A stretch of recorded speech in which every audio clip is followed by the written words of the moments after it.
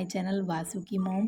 So friends, मेरा नाम है चारू और मैं स्कूल से अब वापस आ चुकी हूँ। और यहाँ पर वासु को मैंने लंच में दिया था पराठा सब्जी, बट उसने बिल्कुल नहीं खाया। एक दो बाइट खाई होगी बट उसने छोड़ दिया, और मैं फिर दोबारा से ट्राई कर रही हूँ बट उसने बिल्कुल नहीं खाया है। और अब मैं उसे दाल चावल ऑफ़र कर रही हूँ, तो देखते हैं खाता है कि नहीं खाता। अगर इसने खा लिया तो मेरी ट्रिक जो है वो काम कर जाएगी, तो फिर मैं आप लोगों के साथ भी शेयर करूँगी कि क्या है वो ट्रिक। और स्कूल से वापस आने के बाद किचन का कुछ हाल ऐसा है कि मैसी मैसी सी लग रही है। तो सबसे पहले मैं करूँगी पेट पूजा, फिर उसके बाद करूँगी सारे काम। किचन को सेट करूँगी, थोड़ा रूम को सेट करूँगी। तो बस खाने में मैंने सब कुछ बनाया था, दाल चावल रोटी सब्जी बना कर गई थी मैं। बट मुझे दाल खाने का मन नहीं था तो मैंने थोड़ी सी दही ले ली। और जब मैं दही डाल रही थी तो मैंने सोचा कि कहीं वासु ना देख ले कि वो भी मांगेगा, क्योंकि दही थोड़ी ठंडी थी। और यहाँ देखो इसने खाना शुरू कर दिया है खाना। और बस इसने खाना बिल्कुल फिनिश कर दिया, आप देख सकते हो प्लेट। और यहाँ पर देखो दही इसने ले ही ली है। ऐसा कैसे हो गया, क्योंकि जब मैं खा रही थी तो टेबल पे थोड़ी गिर गई थी। तो कह रहा मम्मा वो चाहिए वो। तो इस तरीके से इसने कहा तो मुझे देनी पड़ी, बट मैंने इसे डबल बॉयलर मेथड से गर्म करके दे दिए दही। तो फ्रेंड्स, मैं क्या ट्रिक फ़ॉलो करती हूँ, मैं ये ट्रिक फ़ॉलो करती हूँ कि मैं खाना इसके सामने रख देती हूँ, 5 मिनट 10 मिनट तक रखे रहने देती हूँ। तब ये अपने आप आता है और ख़ुद खा लेता है। मैं कभी भी इसे प्रेशराइज़ नहीं करती, और कभी भी मैं इसके खाने की बिल्कुल भी टेंशन नहीं लेती कि मेरे बच्चे ने ये नहीं खाया वो नहीं खाया। तो सबसे पहले तो मैं टेंशन फ्री रहती हूँ, कि मैं बिल्कुल टेंशन नहीं लेती कि ये खाना खा रहा है या नहीं खा रहा। और दूसरा, मैं इसके सामने रखती हूँ ताकि बच्चा खुद आए और खुद खाए अपने हाथ से, तो उसको पता चले कि हाँ मैं क्या खा रहा हूँ, ये खाने वाली चीज़ है। तो मैंने शुरू से ही इसको आदत डाल रखी है, तो ये खुद खा लेता है और इसलिए मुझे कोई भी टेंशन नहीं होती है। तो आप भी ये ट्रिक फ़ॉलो कर सकते हैं अगर आपके बच्चे छोटे हैं, खाना नहीं खाते हैं। अगर बड़े भी हैं, मेरा बेटा जो है वो 2 साल लगभग 6 महीने का हो गया है, 2.5 साल का हो गया है। अब वो अपने आप अपने तीनों मील्स खुद ले लेता है, मुझे उसे नहीं खिलाना रहता है। सो अब मैं आ गई हूँ किचन से रूम में, और जो इसने सारा मैस फैलाया है, चावल गिराए हैं बेड पे, सब उठा के साफ़ करूँगी। और बच्चों का तो यही स्टाइल होता है खाने का, आधा इधर गिराएंगे आधा उधर गिराएंगे, आधा पेट में जाएगा आधा प्लेट में ही रह जाएगा। फ्रेंड्स, अब मैंने बेडशीट चेंज कर दी है, और मैं डेली बेडशीट चेंज करती हूँ क्योंकि वासु की शूशु पोटी की ट्रेनिंग चल ही रही है अभी। और 95% वासु सीख गया है, और 5% रह गया है अभी भी, कि कभी-कभी होता है, इंसिडेंट हो जाते हैं। और वैसे कोई बच्चों के पढ़ने का कोई भी टाइम फ़िक्स नहीं होता है, तो जब भी ये बैठता है या मैं काम भी कर रही होती हूँ, तो मैं इसे ये मेरे पास एक डिजिटल स्लेट कह सकते हो आप, ये डिजिटल स्लेट है और इसके साथ एक पेन है। तो मैं इसे पकड़ाती हूँ, तो ये पेंसिल अच्छे से पकड़ लेता है, प्लस ज़ीरो बना लेता है।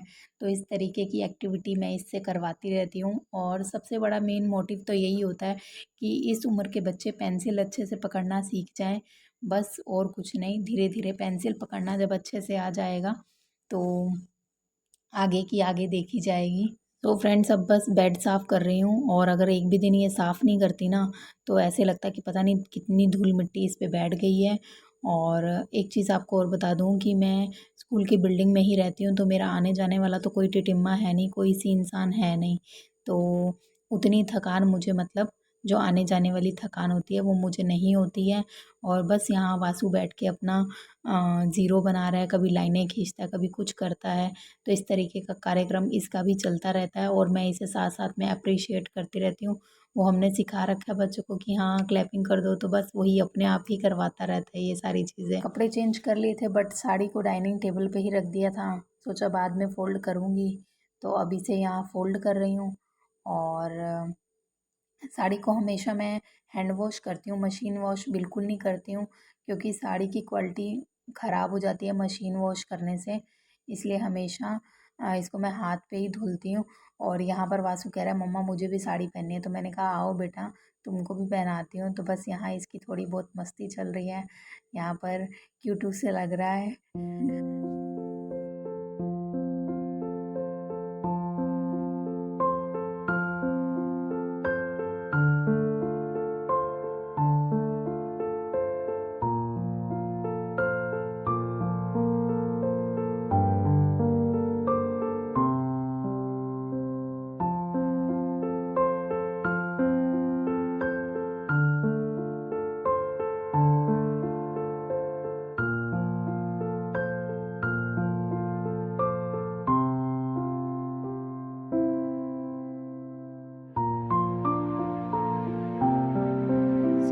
2 ट्रे मैंने कार्डबोर्ड से बनाई हैं और अभी ये इनकम्प्लीट हैं। अभी इसका लुक कंप्लीट कर लूँगी तो आपको दिखाती हूँ ये कैसी बनी है, और काफ़ी अच्छी बनी है ये।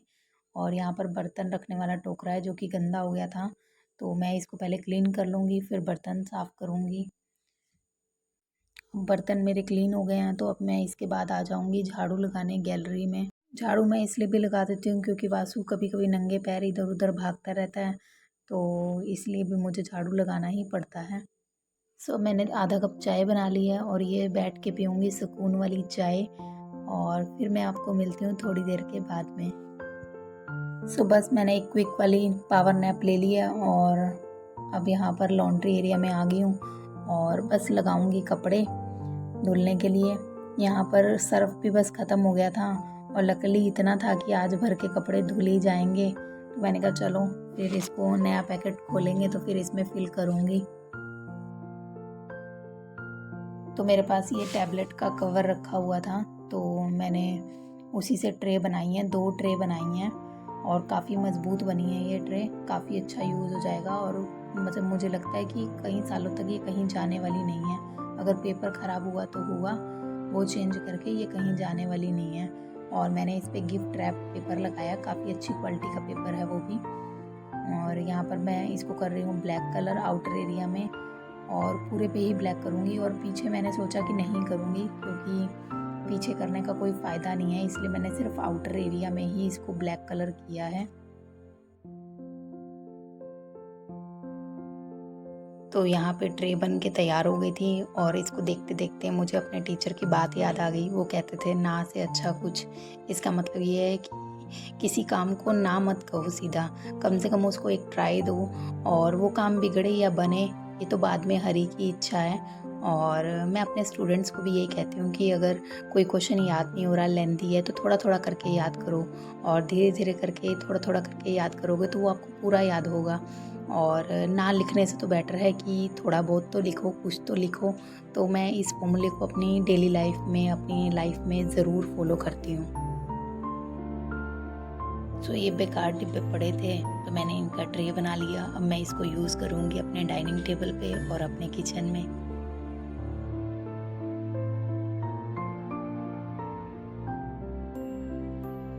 सो यहाँ पे बस अब मैं शाम का दीपक जला रही हूँ, और जब मैं दीपक जलाती हूँ तो वास्प भी मेरे पास आ जाता है, तो मुझे काफ़ी अच्छा लगता है कि हाँ ये खुद से दौड़ा चला आता है। तो यहाँ पे बस मेरी पूजा हो गई है और अब मैं आ गई हूँ किचन में। और मैंने ये मलाई ना फ्रीजर से पहले से ही निकाल के रखी थी सुबह से ही, ताकि ये थोड़ी सी मतलब नरम हो जाए, मेल्ट हो जाए। और मैं इसे मिक्सी में डाल रही हूँ और थोड़ा-सा जो नॉर्मल पानी है वो डालूँगी। और मुझे लगता है कि ये मात्र 1 मिनट में ही बन के तैयार हो गया था। ये मक्खन बना रही हूँ मैं, इसका मलाई से मक्खन बना रही हूँ, और 1-2 राउंड चलाऊँगी और मक्खन बन के ईज़िली तैयार हो जाता है। आसान तरीका है ये, ना ज़्यादा मेहनत लगती है, ना कुछ लगता है। 2 मिनट का काम है ये, और मक्खन बना लो, फिर मक्खन को मेल्ट करो तो घी बन जाता है। तो एकदम शुद्ध बन के तैयार होता है, मार्केट से लेने की तो ज़रूरत भी नहीं है। और मार्केट में तो घी 1000 रुपये किलो के आसपास का है, और इतना महंगा कौन घी खरीदेगा। तो इससे अच्छा अपने घर में दूध आता है तो उसी से बना लो। तो ये देखो 1-2 राउंड ही लगे और ये मेरा घी जो है, सॉरी मक्खन बन के तैयार हो गया है।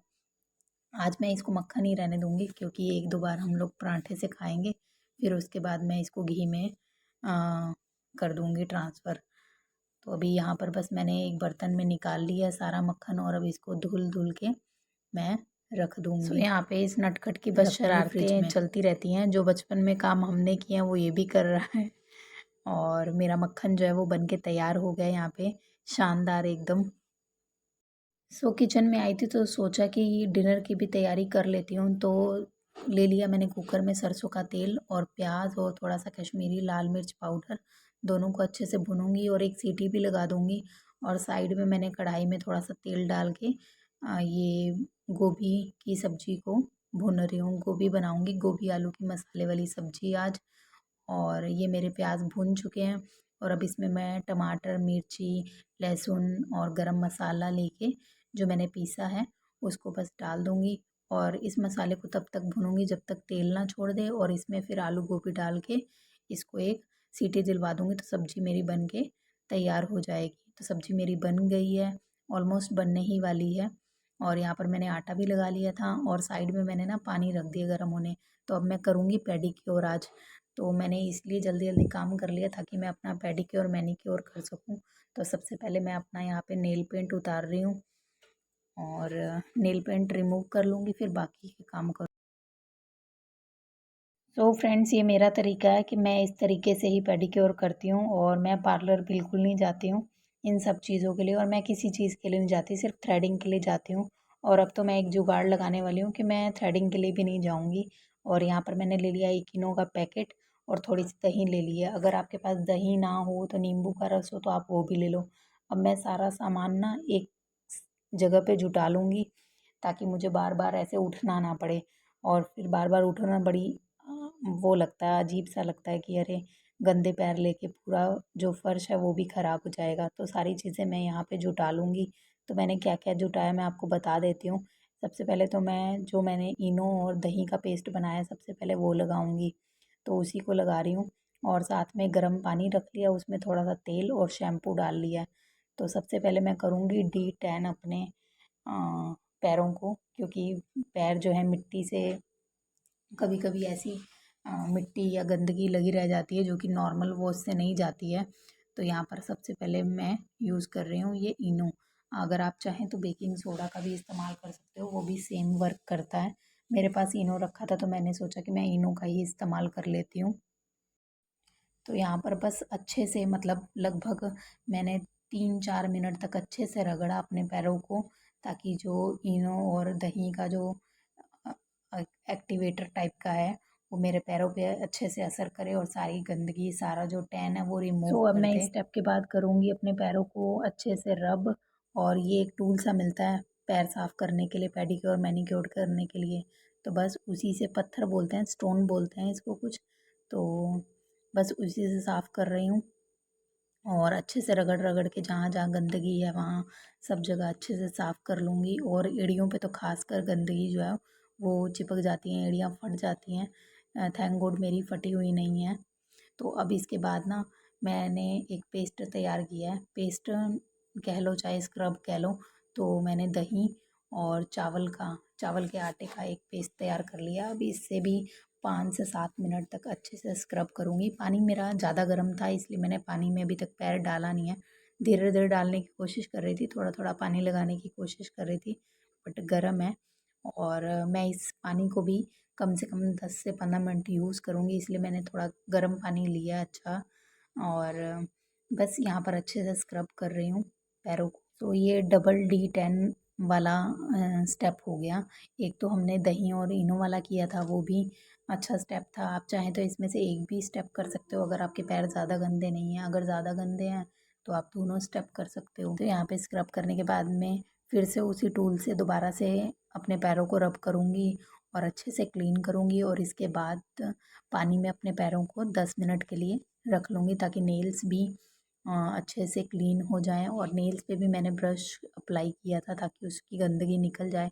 और हाथों को भी मैं साथ साथ रब कर रही थी, तो मेरा मैनिक्योर पेडिक्योर हो गया। और साथ ही साथ मैंने लेग्स के हेयर भी रिमूव कर दिए थे। मैं रेज़र यूज़ करती हूँ, कारमेसी का रेज़र मैंने यूज़ किया था, तो मेरे वो भी हो गए। हाफ़ लेग्स के ही करती हूँ, मुझे पूरी लेग्स के करने की ज़रूरत नहीं पड़ती है, हाफ़ लेग्स के ही मैं कर लेती हूँ, इनफ है मेरे लिए। तो वो भी मेरा साथ साथ ये सारा काम हो गया था। तो यहाँ पे मेरे पैर जो हैं वो एकदम क्लीन हो गए थे, आप देख सकते हो। और अब इसके बाद मैं थोड़ी सी शेप दूँगी अपने नेल्स को।